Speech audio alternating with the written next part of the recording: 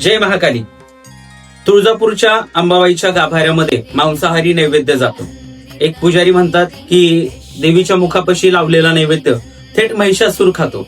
आम्ही त्यांना माहिती मागवली असता धमक्या येतात, शिव्या येतात. ठीक आहे, आपण हा विषय सोडून देऊ. देवीच्या थोडस पुराणाकडे जाऊ. माझ्याकडे देवी भागवत आहे, कालिका पुराण आहे. देवी भागवत वाचत असताना स्कंध 5 मध्ये अध्याय 16 आणि अध्याय 18 आपण वाचला असेल तर याच्यामध्ये असा कुठेही उल्लेख आढळून येत नाही. कालिका पुराण घेऊयात आपण. मराठी मधून माझ्याकडे उपस्थित आहेत. कालिका पुराणामध्ये अध्याय 60 पान नंबर 235 याच्यामध्ये आई जगदंबा आणि महिषासूर यांचं संभाषण होतंय. देवी म्हणाली, तुझी इच्छा काय आहे ते मी अवश्य पूर्ण करेन. तर महिषासूर म्हणतो की तुझ्या कृपेने मला यज्ञ भोग मिळावा, तसेच सर्व यज्ञात माझी पूजा व्हावी असा वर दे. जोवर सूर्यचंद्र आहे तोपर्यंत सतत तुझी चरण सेवा घडावी. तुझ्या पायापासून मला कोणीच दूर करू नये. देवी म्हणाली, यज्ञ भाग आधीच सर्व देवात वाटला गेला आहे. तुला देण्यासाठी काही उरले नाही. परंतु युद्धात मी तुला मारल्यानंतर तू माझे पाय कधीच सोडणार नाहीस.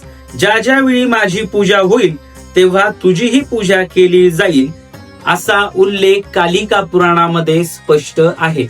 जर मी पुन्हा विनंती करतो, काही तुळजापूरच्या पुजाऱ्यांकडे जरी काही आणखीन माहिती असेल तर आम्हाला पाठवा, जेणेकरून आमच्या सहित अनेक भक्तांचा अंधकार दूर करून आम्ही कुठेतरी शास्त्राशी जोडलो जाऊ.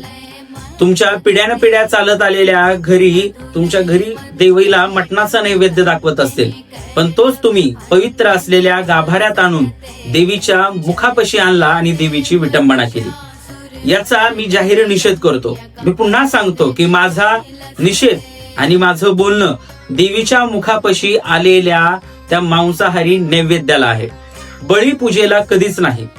बळीपूजा प्रत्येक शक्तीपीठामध्ये होते हे मी मान्य करतो, पण देवीच्या मुखापाशी येऊन महिषासुराचं संदर्भ देणं हे चुकीचं आहे. त्यामुळं पुराणाशी शास्त्राशी तडजोड करून याचा अभ्यास करूनच आपण वक्तव्य करावं. जय महाकाली.